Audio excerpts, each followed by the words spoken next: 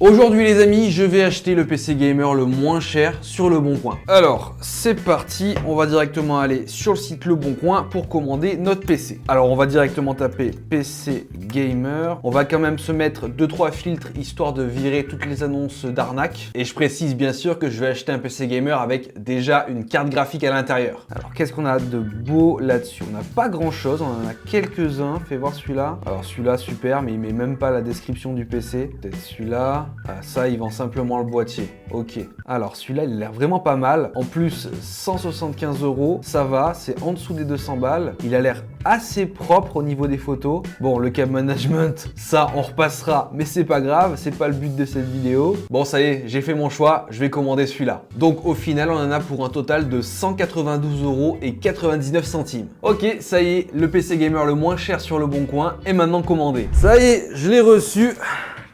Après 2 semaines, j'ai enfin chez moi le PC gamer le moins cher de chez Le Bon Coin. Il n'y a aucune protection. Il n'y a aucune protection dans le PC. Oh, faut que je vous montre ça, c'est un vrai carnage. Voilà comment je reçois le PC le moins cher de chez Le Bon Coin. Il n'y a aucune protection. Le PC, il peut se balader de partout. Oh là là, j'espère qu'il n'y a pas trop de casse à l'intérieur. Ah, je crois que déjà, je vois quelques morceaux. Ok.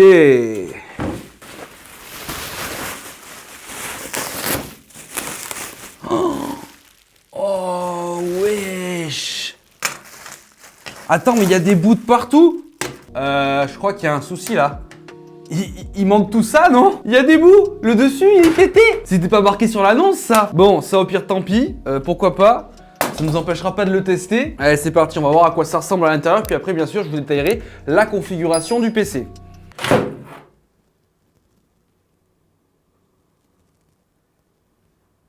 Oh, la carte!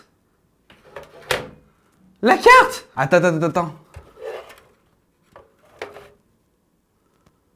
En fait, le port PCI Express a complètement lâché. Bon, alors là, c'est un peu le carnage parce que déjà, là, il y a un bout de la face avant. Ok, la face avant, hop, il y a un trou, bonjour. Là, il y a un souci parce que là, comme vous pouvez le voir, le port PCI Express a pété. Donc là, il manque le bout pour tenir la carte graphique. La carte graphique, elle est là, elle tient à moitié. Bon, bah j'espère que le PC en fait il fonctionne. Ouais, bah en fait j'espère que je vais pouvoir le tester ce PC parce qu'en fait je voulais juste vous le présenter, l'allumer et vous le tester pour voir qu'est-ce qu'il donnait en l'état. Mais là j'espère que ça fonctionne. Waouh, attends, mais là ça a été un peu carnage.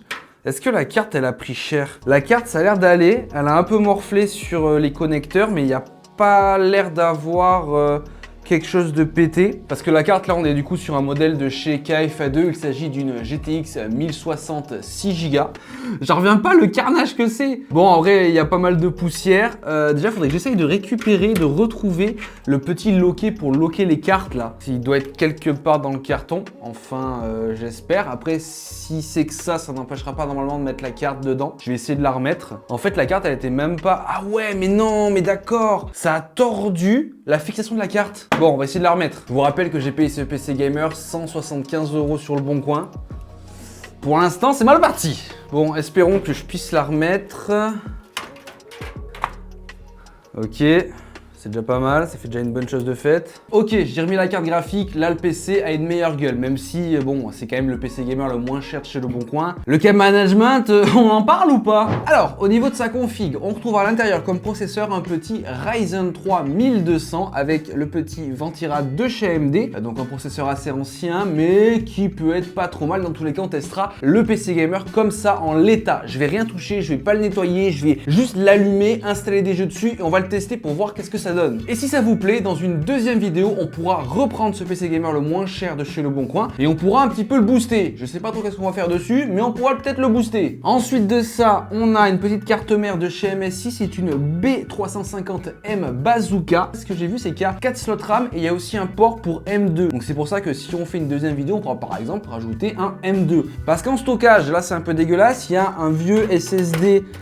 C'est un Seagate Barracuda de 1 Tera je crois. Mais autant vous dire qu'aujourd'hui les HDD c'est complètement mort. Et d'ailleurs oui, c'est pas un SSD, c'est un HDD. Et aujourd'hui ça c'est plus très bon pour le gaming. Le boîtier il est clairement en fin de vie. On est sur un boîtier de chez Cooler Master. Il manque la face avant. Ouais, bon, la face avant, elle sert plus à rien, bref.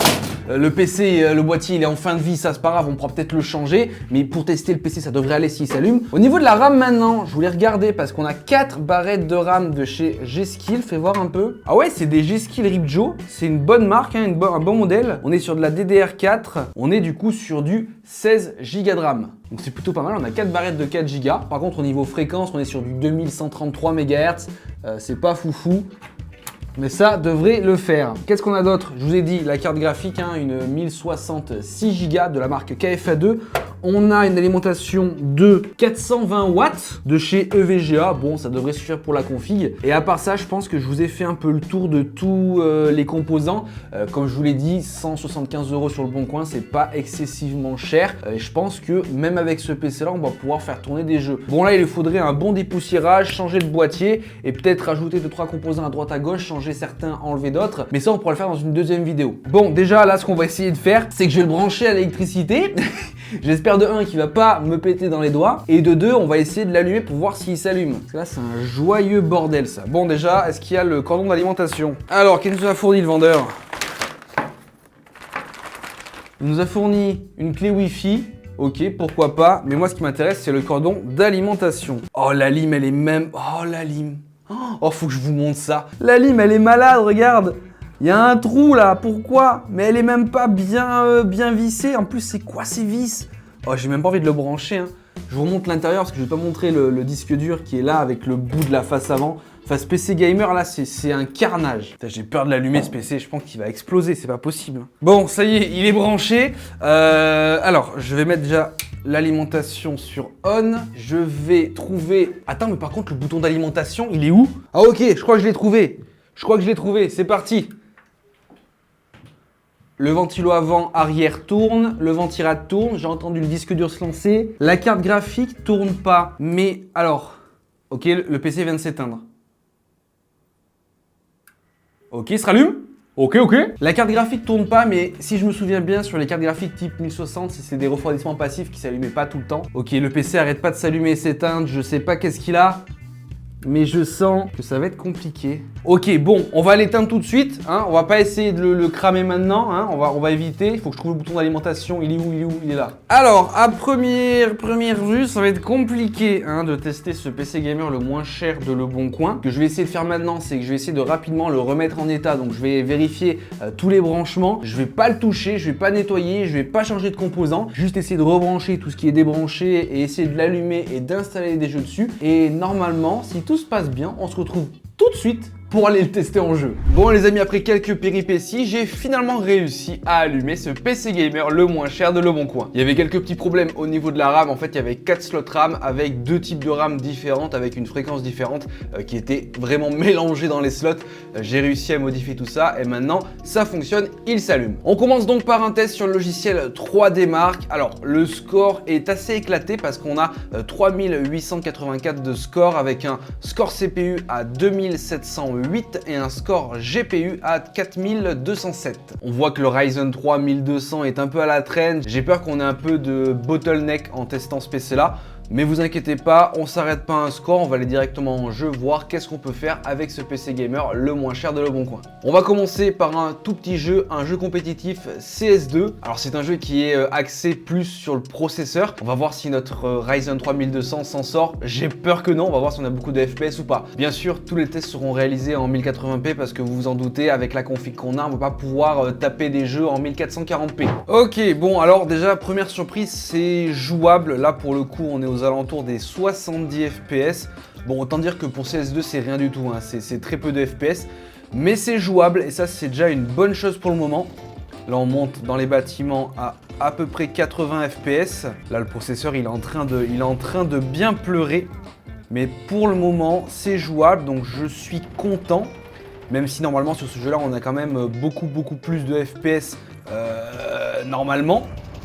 Mais bon, voilà, là aux alentours de 80-90 FPS, c'est correct. Je pensais qu'on allait être un peu bottleneck par notre processeur.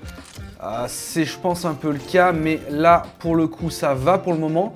La GTX 1060 s'en sort plutôt bien. Mais dans tous les cas, pour l'instant, CS2 est validé sur ce PC Gamer le moins cher de Le Bon Coin. D'ailleurs les amis, si vous voulez voir un épisode 2 sur ce PC Gamer le moins cher de Le Bon Coin, n'hésitez pas à me le dire dans les commentaires. Peut-être qu'il y a certains composants qu'on peut changer, comme le processeur, le stockage, histoire qu'on ait un peu plus de performance en jeu et surtout beaucoup plus de FPS. Donc n'hésitez pas à me dire ça en commentaire et puis j'achèterai les petits composants et on les modifiera sur ce PC Gamer le moins cher de Le Bon Coin. On poursuit nos tests avec Fortnite, donc là qui est actuellement en mode performance, donc c'est pour ça qu'on a quand même pas mal de FPS.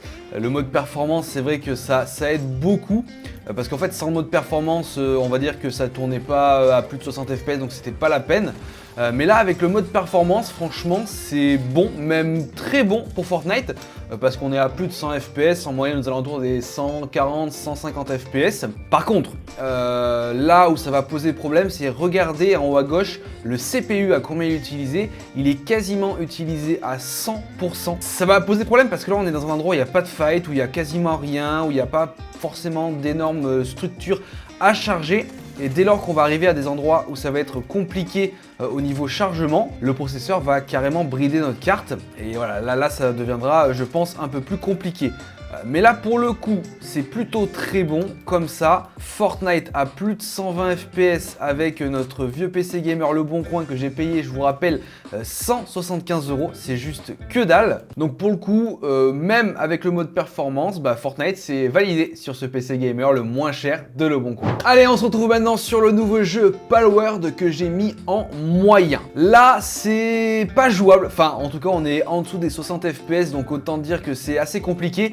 C'est vrai que je pourrais baisser le jeu en faible, mais c'est pas forcément le but quand tu as un PC gamer. Et là, le problème qu'on va avoir, c'est surtout au niveau du processeur qui est quasiment à 100%. Bon, quand on regarde bien aussi, la 1060 est aussi quasiment tout le temps à 100%. Mais je pense que le processeur bride vachement la 1060 et c'est pour ça bon là on est au-dessus de 60 FPS, mais dans tous les cas, en moyenne, on sera sur un petit 60 FPS, mais pas bien plus sur le jeu Palworld qui, je vous rappelle, j'ai mis en moyen. Là, je pense qu'il faudrait clairement changer le processeur pour éviter que le processeur soit à chaque fois à 100%, que ça nous bottleneck la carte graphique, tu vois. Mais là pour le coup, je pense que c'est la seule chose à faire pour avoir un jeu qui tourne à plus de 60 FPS de manière facile, quoi. Ouais, c'est quoi ces moutons qui roulent? Mais bon, donc du coup, clairement, Palworld à moins de 60 FPS, c'est pas validé sur ce PC gamer le moins cher de Le Bon Coin. Je suis en train de me faire agra par un mouton, c'est la première fois que ça m'arrive. Allez, on passe au jeu suivant. Allez, on se retrouve sur le jeu Apex Legends, donc un jeu que j'ai mis en